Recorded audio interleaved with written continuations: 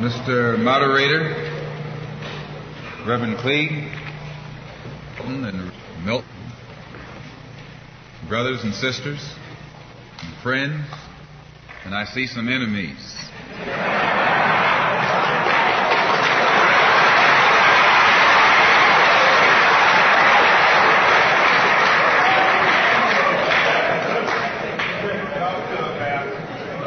In fact, I think we'd be fooling ourselves if we had an audience this large and didn't realize that there were some enemies present. This afternoon, we want to talk about the ballot or the bullet. The ballot or the bullet explains itself. But before we get into it, since this is the year of the ballot or the bullet, I would like to clarify some things that refer to me personally concerning my own personal position. I'm still a Muslim. That is, my religion is still Islam.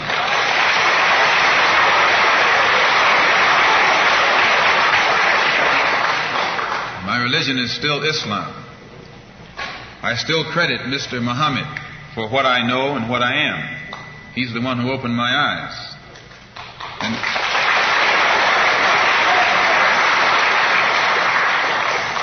At present, I'm the minister of the newly founded Muslim Mosque Incorporated, which has its offices in the Teresa Hotel right in the heart of Harlem. That's the Black Belt in New York City. And when we realize that Adam Clayton Powell is a Christian minister, he has the Abyssinia Baptist Church, but at the same time he's more famous for his political struggling.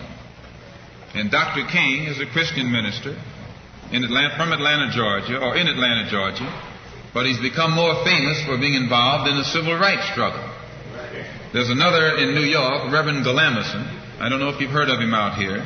He's a Christian minister from Brooklyn, but has become famous for his fight against the segregated school system in Brooklyn. Reverend Cleage, right here, is a Christian minister here in Detroit. He's the head of the Freedom Now Party. All of these are Christian ministers.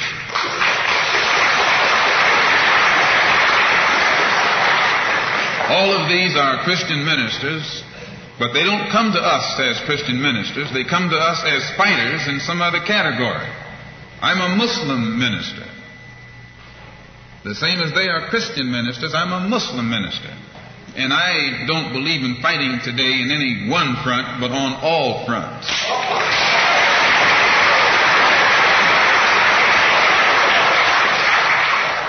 In fact, I'm a black nationalist freedom fighter.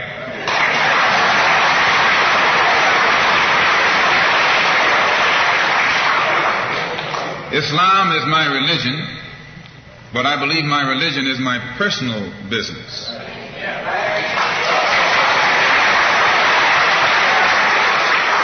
It governs my personal life, my personal morals. And my religious philosophy is personal between me and the God in whom I believe. Just as the religious philosophy of these others is between them and the God in whom they believe. And this is best this way. Were we to come out here discussing religion, we'd have too many differences from the outstart, and we could never get together. So today, though Islam is my religious philosophy, my political, economic, and social philosophy is black nationalism. You and I,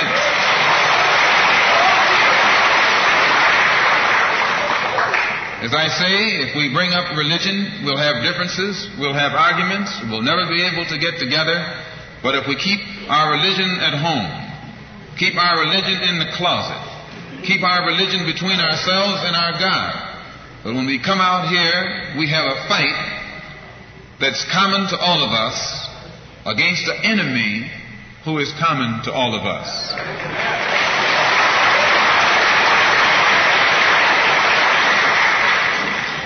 The political philosophy of black nationalism only means that the black man should control the politics and the politicians in his own community. The time when white people can come in our community and get us to vote for them so that they can be our political leaders and tell us what to do and what not to do is long gone. Oh, praise the Lord.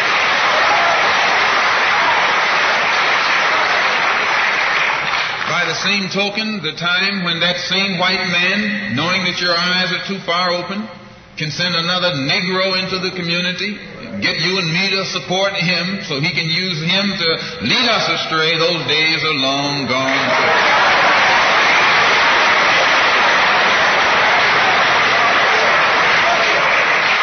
The political philosophy of black nationalism only means that if you and I are going to live in a black community, and that's where we're going to live, because as soon as you move into as soon as you move out of the black community into their community, it's mixed for a period of time, but they're gone, and you're right there all by yourself.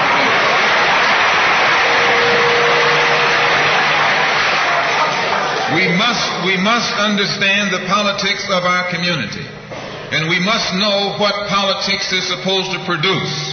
We must know what part politics play in our lives. And until we become politically mature, we will always be misled, led astray, or deceived or maneuvered into supporting someone politically who doesn't have the good of our community at heart. So the political philosophy of black nationalism only means that we will have to carry on a political program of re-education, to open our people's eyes, make us become more politically conscious, politically mature. And then we will, whenever we get ready to cast our ballot, that ballot will be cast for a man of the community who has the good of the community at heart. And the economic philosophy of black nationalism only means that we should own and operate and control the economy of our community. You would never find, you can't open up a black store in a white community. White man won't even patronize you. And he's not wrong. He got sense enough to look out for himself. And you who don't have sense enough to look out for yourself.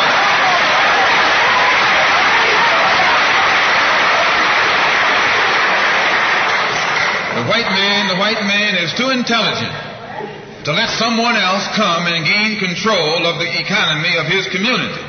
But you will let anybody come in and control the economy of your community. Control the housing, control the education, control the jobs, control the businesses under the pretext that you want to integrate. No, you're out of your mind.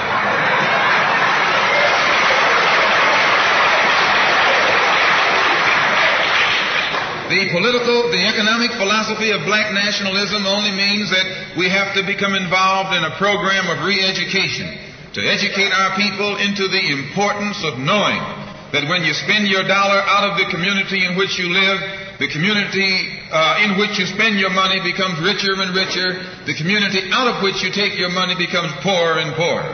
And because these Negroes who have been misled and misguided are breaking their necks to take their money and spend it with the man. The man is becoming richer and richer, and you're becoming poorer and poorer. And then what happens? The community in which you live becomes a slum. It becomes a ghetto. The conditions become run down. And then you have the audacity to complain about poor housing in a run-down community. Why, you run it down yourself when you take your dollar out.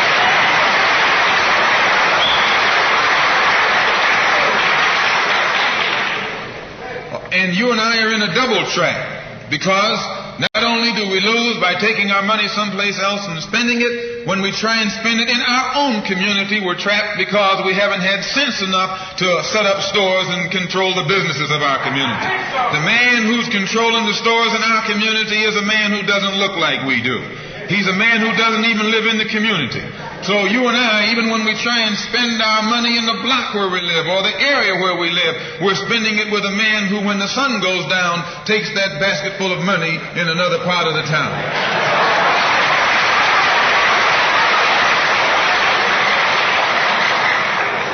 So we're trapped, double trapped, triple trapped. Anywhere we go, we find that we're trapped. And every kind of solution that someone comes up with is just another trap. But the political and economic philosophy of black nationalism, the economic philosophy of black nationalism shows our people the importance of setting up these little stores and developing them and expanding them into larger operations.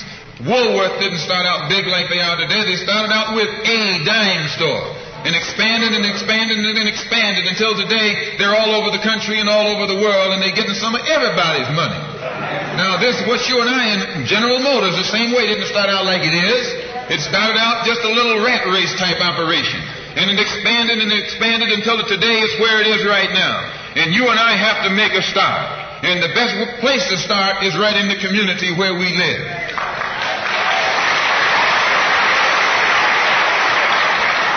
So our people not only have to be re-educated to the importance of supporting black business, but the black man himself has to be made aware of the importance of going into business. And once you and I go into business, we own and operate at least the businesses in our community. What we will be doing is developing a situation wherein we will actually be able to create employment for the people in the community. And once you can create some employment in the community where you live, it will eliminate the necessity of you and me having to act ignorantly and disgracefully, boycotting and picketing some cracker someplace else, trying to beg him for a job.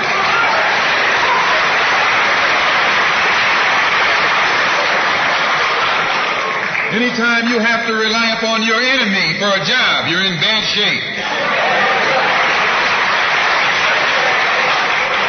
And he is your enemy. Anytime, you wouldn't be in this country if some enemy hadn't kidnapped you and brought you here.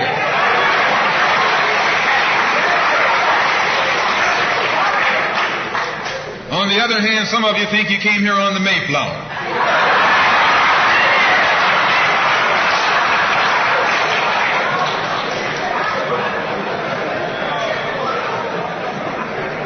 So as you can see, brothers and sisters, today, this afternoon, it's not our intention to discuss religion. We're going to forget religion. If we bring up religion, we'll be in an argument. And the best way to keep away from arguments and differences, as I said earlier, put your religion at home, in the closet.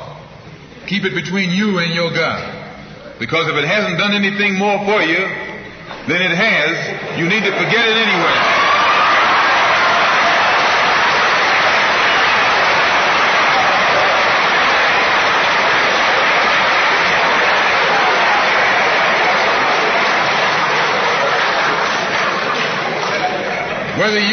Whether you are a Christian or a Muslim or a nationalist, we all have the same problem. They don't hang you because you're a Baptist, they hang you because you're black.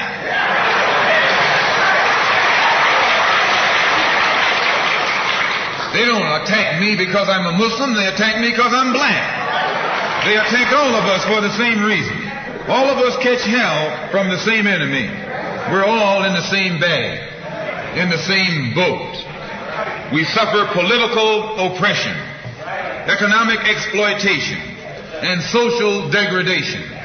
All of them from the same enemy. The government has failed us. You can't deny that. Anytime you live in the 20th century, 1964, and you walking around here singing, "We shall overcome," the government has failed.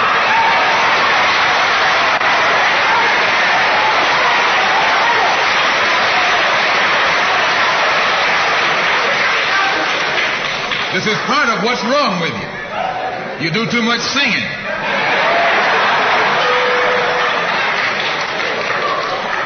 Today it's time to stop singing and start swinging.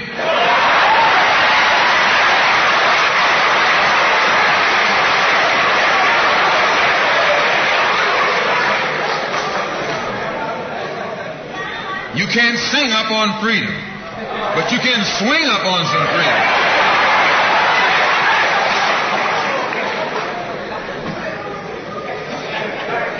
Cassius Clay can sing, but singing didn't help him to become the heavyweight champion of the world. Swinging helped him become the heavyweight.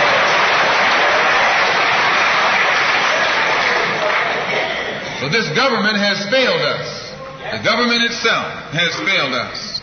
And the white liberals who have been posing as our friends have failed us. And once we see that all these other sources to which we've turned have failed, we stop turning to them and turn to ourselves.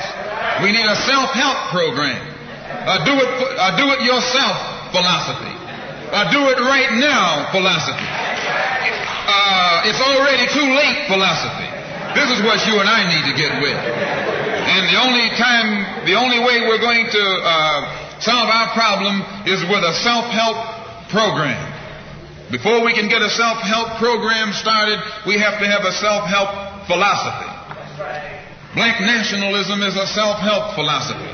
What's so good about it, you can stay right in the church where you are and still take black nationalism as your philosophy. You can stay in any kind of civic organization that you belong to and still take black nationalism as your philosophy. You can be an atheist and still take black nationalism as your philosophy. This is a philosophy that eliminates the necessity for division and argument. Because if you're black, you should be thinking black. And if you're black and you're not thinking black at this late date, well, I'm sorry for you.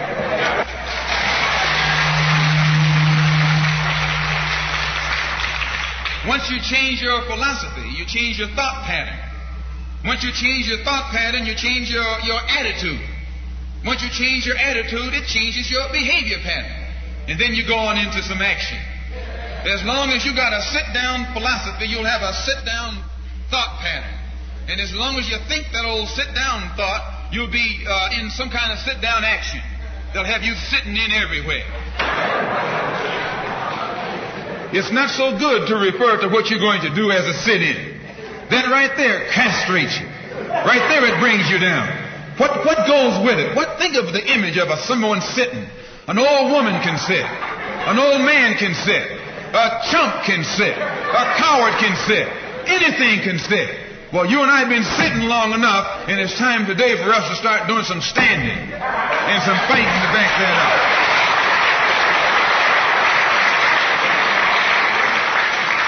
When we look at other parts of this earth upon which we live, we find that black, brown, red, and yellow people in Africa and Asia are getting their independence. They're not getting it by singing, "We shall overcome." No, they're getting it through nationalism. It is nationalism that brought about the independence of the people in Asia. Every nation in Asia gained its independence through the philosophy of nationalism. Every nation on the African continent that has gotten its independence brought it about through the philosophy of nationalism. And it will take black nationalism to bring about the freedom of 22 million Afro-Americans here in this country where we have suffered colonialism for the past 400 years.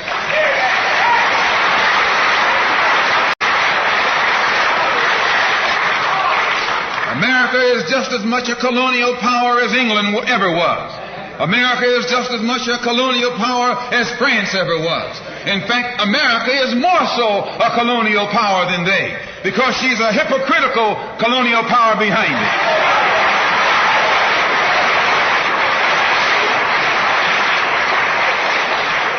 What do you call second-class citizenship? Why, that's colonization. Second-class citizenship is nothing but 20th century slavery. How are you going to tell me you're a second-class citizen? They don't have second-class citizenship in any other government on this earth. They just have slaves and people who are free. Well, this country is a hypocrite. They try and make you think they set you free by calling you a second-class citizen. No, you're nothing but a 20th century slave.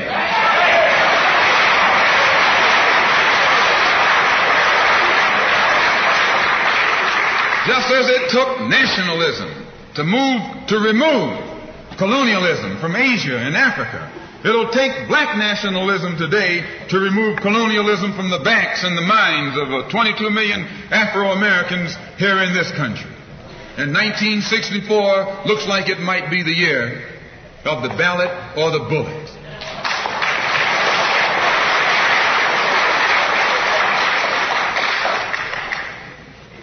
Why does it look like it might be the year of the ballot or the bullet? Because Negroes have listened to the trickery and the lies and the false promises of the white man now for too long. And they're fed up. They've become disenchanted. They've become disillusioned. They've become dissatisfied. And all of this has built up frustrations in the black community that makes the black community throughout America today more explosive than all of the atomic bombs the Russians can ever invent. Whenever you got a racial powder keg sitting in your lap, you're in more trouble than if you had an atomic powder keg sitting in your lap. When a racial powder keg goes off, it doesn't care who it knocks out the way. Understand this, it's dangerous. And in 1964, this seems to be the year. Because what can the white man use now to fool us? After he put down that march on Washington, and you see all through that now, he tricked you, had you marching down to Washington. Yes, had you marching back and forth between the feet of a dead man named Lincoln and another dead man named George Washington, singing "We Shall Overcome."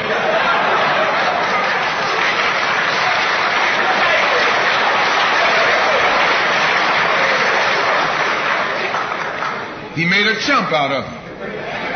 He made a fool out of you. He made you think you were going somewhere, and you end up going nowhere but between Lincoln and Washington. So today our people are disillusioned. They've become disenchanted. They've become dissatisfied. And in their frustrations they want action. And in 1964, you'll see this young black man, this new generation. So today, our people are disillusioned. They've become disenchanted. They've become dissatisfied. And in their frustrations, they want action. You'll see this young black man, this new generation, asking for the ballot or the vote. That old Uncle Tom action is outdated. The young generation don't want to hear anything about the odds are against us. What do we care about odds?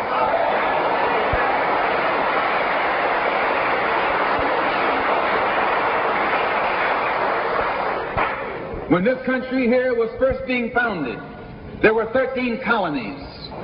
The whites were colonized. They were fed up with this taxation without representation.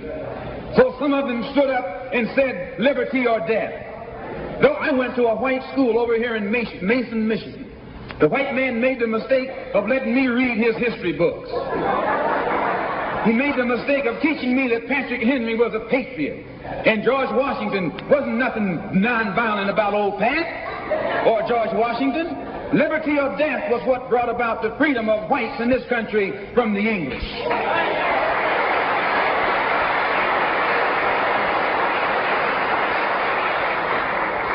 They didn't care about the odds. Why, they faced the wrath of the entire British Empire. And in those days, they used to say that the British Empire was so vast and so powerful when the sun would never set on it. This is how big it was. Yet these 13 little scrawny states, tired of taxation without representation, tired of being exploited and oppressed and degraded, told that big British Empire, liberty or death.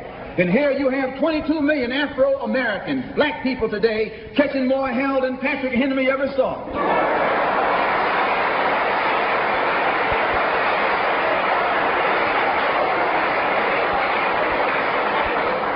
And I'm here to tell you, in case you don't know it, that you got a new generation of black people in this country who don't care anything whatsoever about odds. They don't want to hear you, old Uncle Tom, handkerchief head, talking about the odds. No.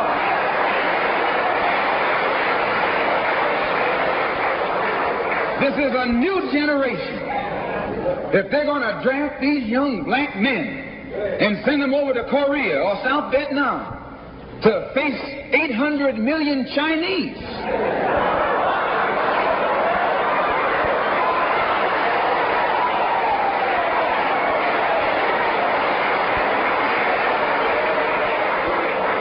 if you're not afraid of those odds, you shouldn't be afraid of these odds.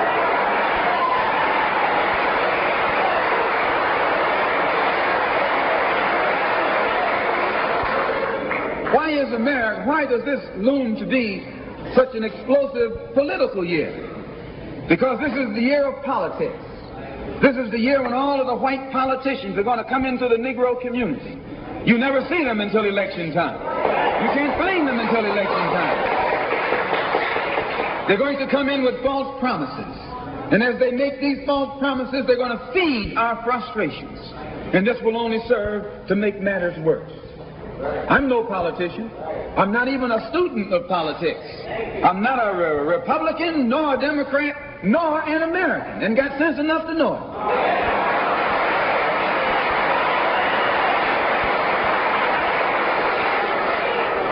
I'm one of the 22 million black victims of the Democrats.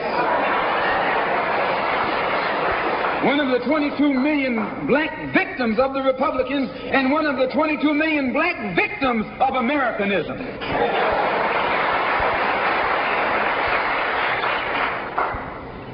And when I speak, I don't speak as a Democrat or a Republican. I speak as a victim of America's so-called democracy. You and I have never seen democracy. All we've seen is hypocrisy.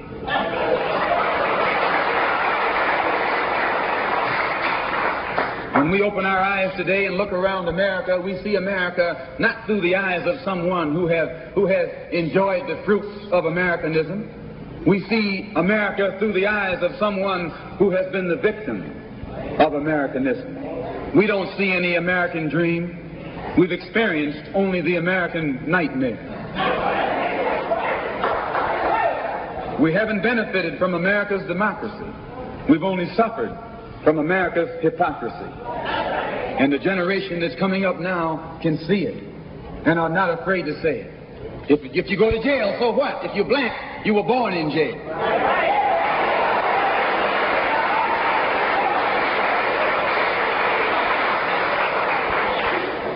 If you black, you were born in jail. In the North as well as the South. Stop talking about the South. Long as you're south of the Canadian border, you're south.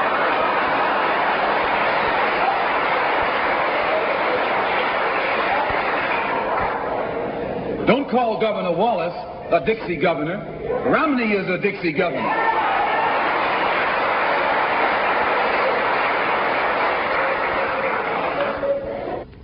$22 million black victims of Americanism are waking up, and they're gaining a new political consciousness, becoming politically mature. And as they develop this political maturity, they're able to see the recent trends in these political elections. They see that the whites are so evenly divided that every time they vote, the race is so close, they have to go back and count the votes all over again. And which means that any block, any minority that has a block of votes that stick together is in a strategic position. Either way you go, that's who gets it. You're in a position to determine who go to the White House and who stay in the doghouse. You're the one who has that power. You can keep Johnson in Washington, D.C., or you can send him back to his Texas cotton patch.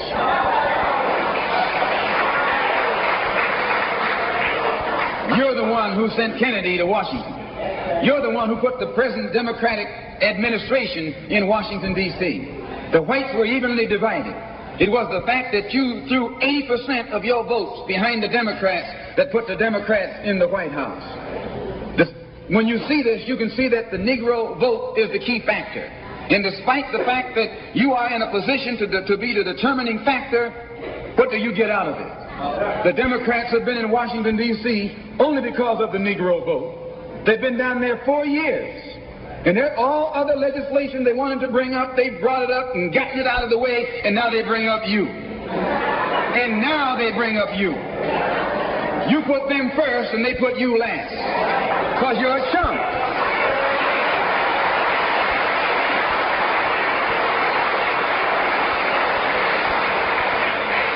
A political chump.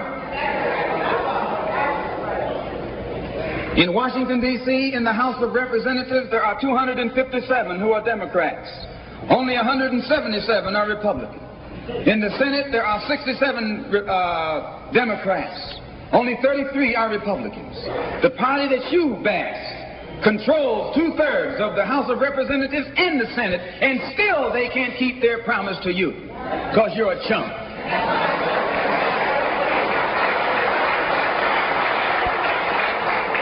Anytime you throw your weight behind a political party that controls 2/3 of the government, and that party can't keep the promise that it made to you during election time, and you're dumb enough to walk around continuing to identify yourself with that party, you're not only a chump, but you're a traitor to your race.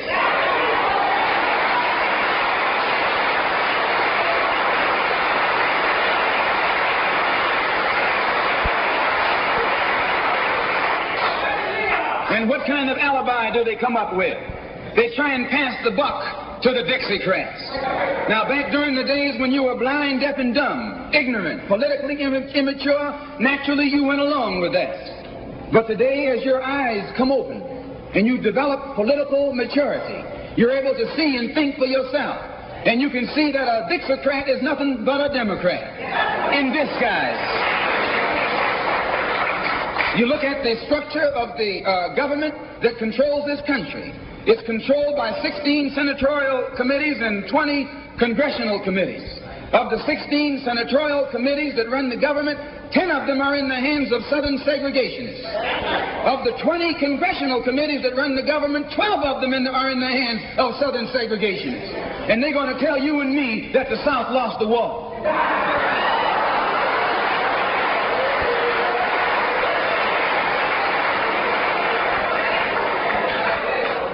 Today are in the hands of a government of segregationists, racists, white supremacists, who belong to the Democratic Party but disguise themselves as Dixiecrats.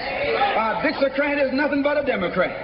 Whoever runs the Democrats is also the father of the Dixiecrats, and the father of all of them is sitting in the White House.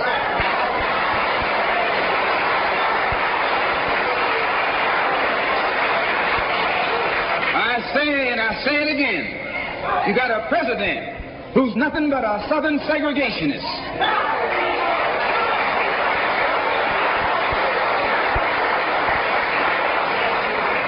From the state of Texas. They'll lynch you in Texas as quick as they'll lynch you in Mississippi. Only in Texas, they lynch you with a Texas accent. In Mississippi, they lynch you with a Mississippi accent. And the first thing the cracker does when he comes in power, he takes all the Negro leaders and invites them for coffee to show that he's all right. And those Uncle Toms can't pass up the coffee.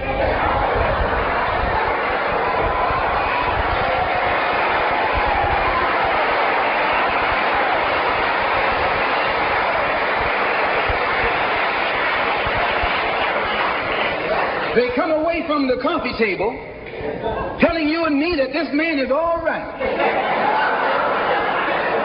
because he's from the South. And since he's from the South, he can deal with the South. And look at the logic that they're using. What about Eastland? He's from the South. Make him the president.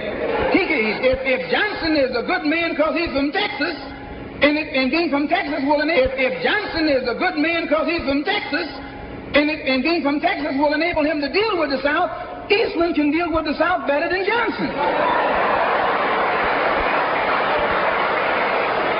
Oh, I say, you've been misled. You've been had. You've been took.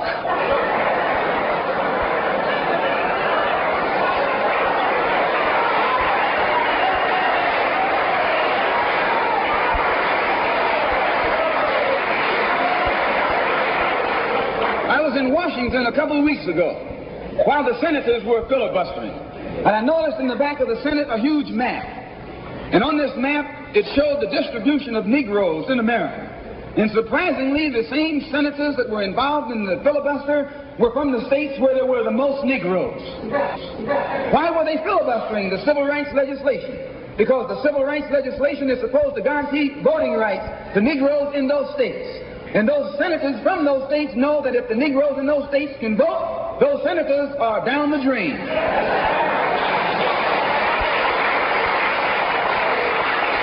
The representatives of those states go down the drain. And in the Constitution of this country, it has a stipulation wherein whenever the rights, the voting rights of people in a certain district are violated, then the representative who's from that particular district, according to the Constitution, is supposed to be expelled from the Congress. Now, if this particular aspect of the Constitution was enforced, why, you wouldn't have a cracker in Washington, D.C.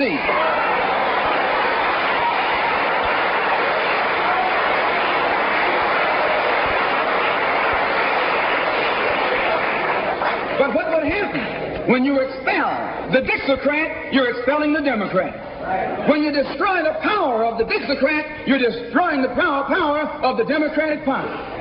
So how in the world can the Democratic Party in the South actually side with you in sincerity when all of its power is based in the South? These Northern Democrats are in cahoots with the Southern Democrats.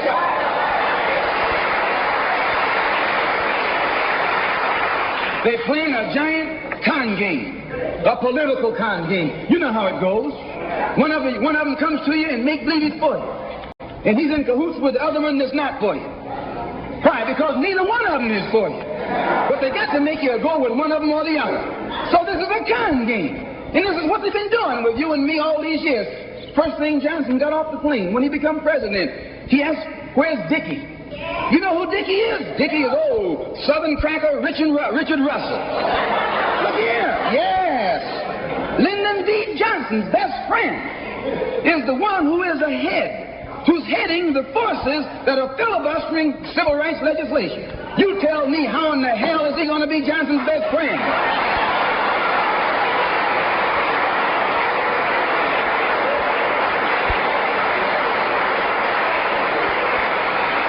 How can Johnson be his friend and your friend too? No, that man is too tricky. Especially if his friend is still old Dickie.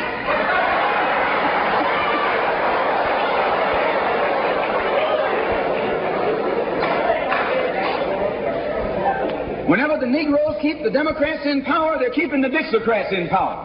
This is true. A vote for a Democrat is nothing but a vote for a Dixiecrat. I know you don't like me saying that, but I'm not the kind of person who come here to say what you like. I'm going to tell you the truth whether you like it or not.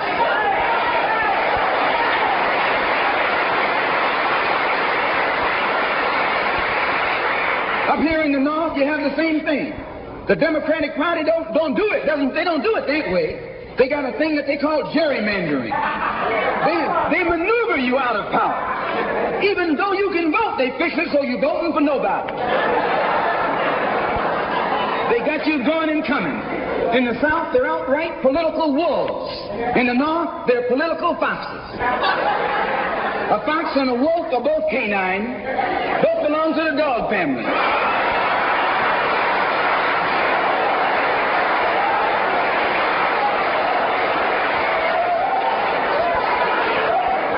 Now, you take your choice. You're going to choose a northern dog or a southern dog.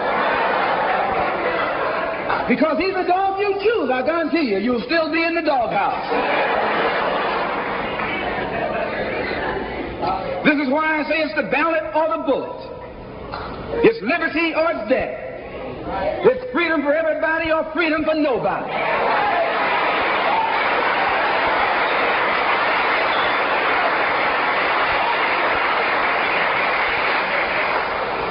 America today finds herself in a unique situation. Historically, revolutions are bloody. Oh, yes, they are. They haven't never had a bloodless revolution or a nonviolent revolution. That don't happen even in Hollywood.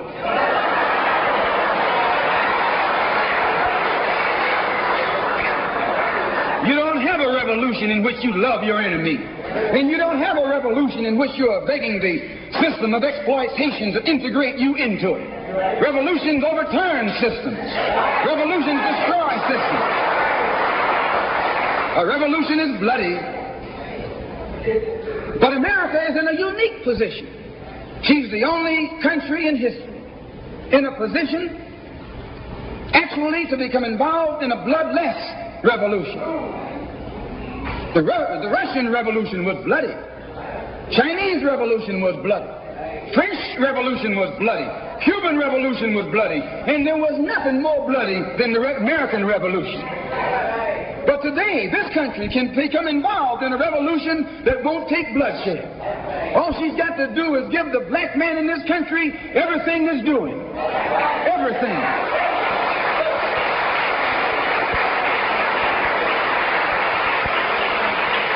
I hope that the white man can see this. Because if you don't see it, you're finished. If you don't see it, you're going to become involved in some action in which you don't have a chance. And we don't care anything about your atomic bomb. It's useless. Because other countries have atomic bombs. When 2 or 3 different countries have atomic bombs, nobody can use it. So it means that the white man today is without a weapon. If you want some action, you got to come on down to earth. And there's more black people on earth than there are white people on earth.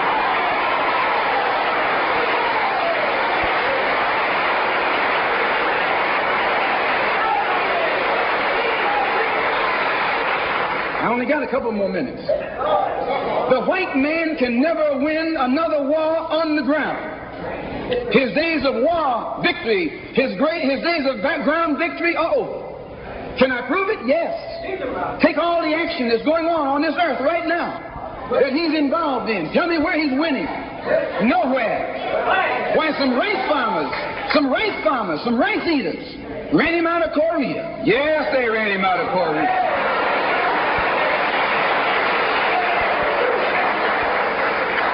Rice eaters with nothing but gym shoes and a rifle and a bowl of rice. Took him and his tanks and his napalm and all that other action he's supposed to have and ran him across the Yalu. Why? Because the day that he can win on the ground is past. Up in French Indochina, those little peasants, rice growers, took on the might of the French army and ran all the Frenchmen. You remember Dien Bien Phu? No.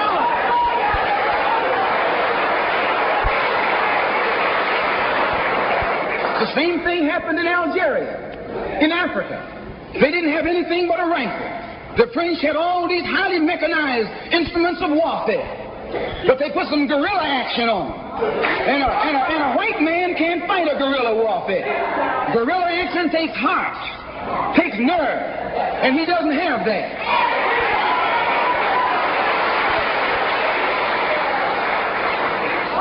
He's brave when he's got tanks. He's brave when he's got planes. He's brave when he's got bombs. He's brave when he's got a whole lot of company along with him. But you take that little man from Africa and Asia, turn him loose in the woods with a blade.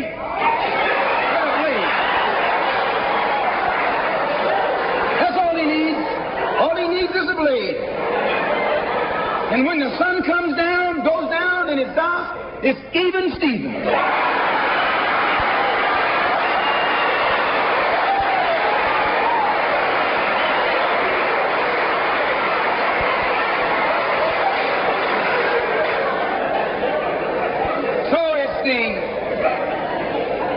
It's the ballot or the bullet.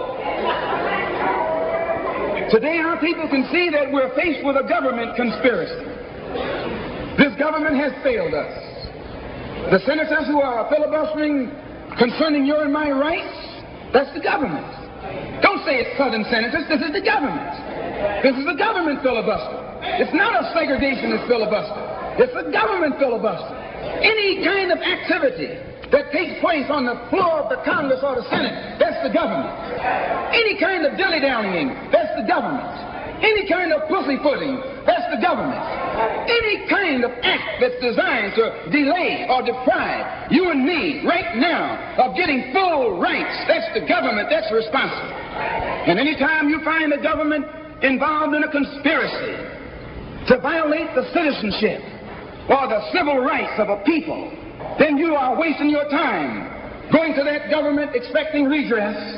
Instead, you have to take that government to the world court and accuse it of genocide and all of the other crimes that it is guilty of today.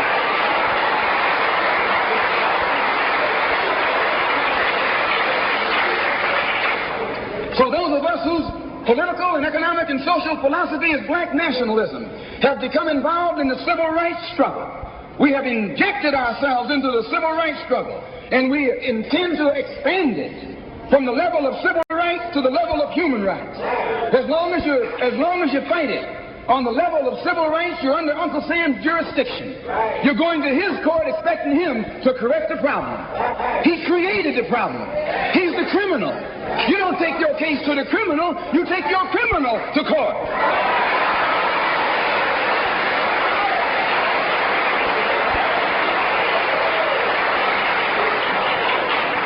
When the government of South Africa began to trample upon the human rights of the people of South Africa, they were taken to the UN. When the government of Portugal began to trample upon the rights of our brothers and sisters in Angola, it was taken before the UN. Why, even the white man took the Hungarian question to the UN, and just this week, Chief Justice Goldberg was crying over 3 million Jews in Russia about their human rights, charging Russia with violating the UN Charter because of its mistreatment of the human rights of Jews in Russia. Now you tell me, how can the plight of everybody on this earth reach the halls of the United Nations and you have 22 million Afro-Americans whose churches are being bombed, whose little girls are being murdered, whose leaders are being shot down in broad daylight? Now you tell me why the leaders of this struggle have never taken it before the United Nations.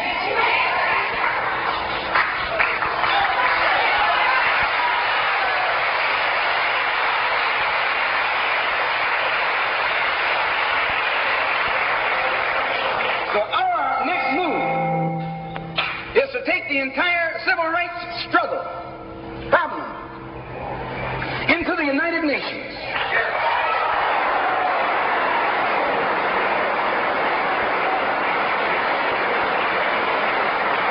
And let the world see that Uncle Sam is guilty of violating the human rights of 22 million Afro-Americans, and still has the audacity or the nerve to stand up and represent himself as the leader of the free world.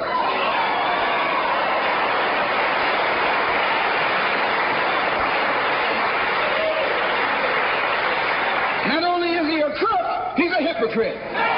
Here he is standing up in front of other people, Uncle Sam, with the blood of your and my mothers and fathers on his hands, with the blood dripping down his jaws like a bloody-jawed wolf,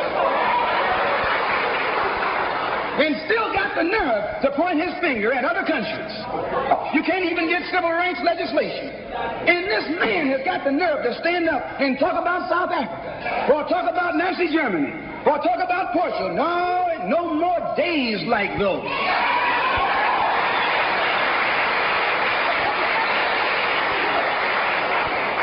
So I say in my conclusion, the only way we're going to solve it, we got to unite in unity and harmony.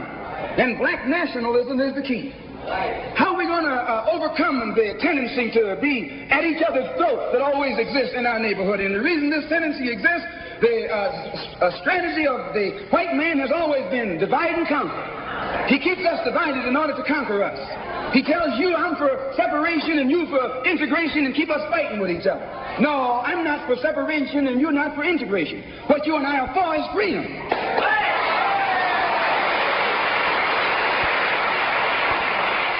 Only you think that integration will get you freedom. I think separation will get me freedom.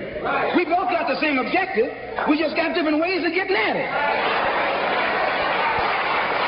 So I studied this man, Billy Graham, who preaches white nationalism. That's what he preaches.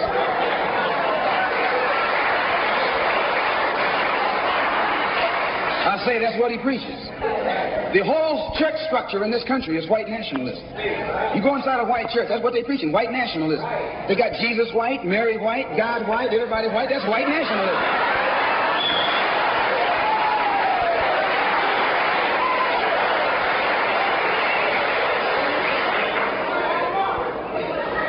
So what he does, the way he circumvents the jealousy and envy that he ordinarily would incur among the heads of the church. Whenever you go into an area where the church already is, you're going to run into trouble.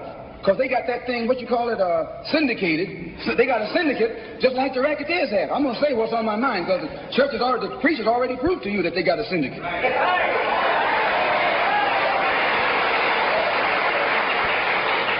And when you're out in the rackets, whenever you're getting in another man's territory, you know, they gang up on you. And that's the same way with you. You run into the same thing. So how Billy Graham gets around that, instead of going into somebody else's territory like he's going to start a new church, he doesn't try and start a church. He just goes in preaching Christ. And he says, everybody who believes in him, you go wherever you find him. So this helps all the churches, and so since it helps all the churches, they don't find him. Well, we're going to do the same thing, only our gospel is black nationalism. His gospel is white nationalism. Our gospel is black nationalism. And the gospel of black nationalism, as I told you, means you should control the politics of your community, the economy of your community, and all of the society in which you live should be under your control. And once you feel that this philosophy will solve your problem, go join any church where that's preached. Don't join a church where white nationalism is preached. Now, you can go to a Negro church and be exposed to white nationalism. Because when you walk in a Negro church and a white Mary and some white angels, that Negro church is preaching white nationalism.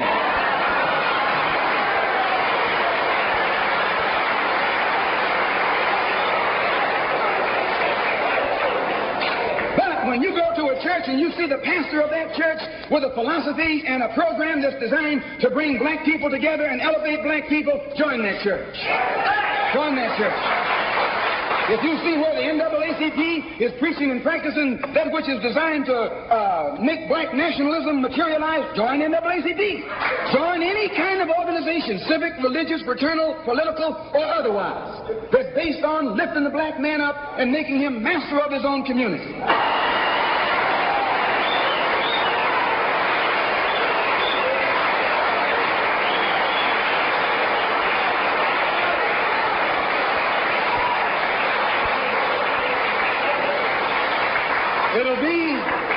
It'll be the ballot, or it'll be the vote. It'll be liberty, or it'll be death. And if you're not ready to pay that price, don't use the word freedom in your vocabulary.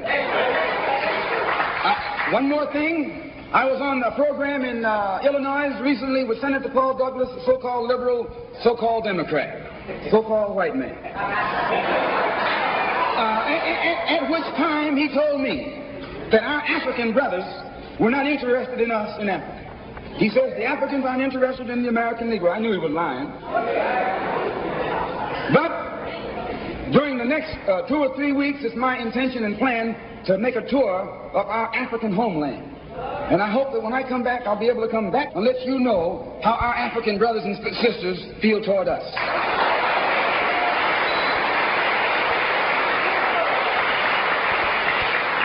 And I know before I go there that they love us.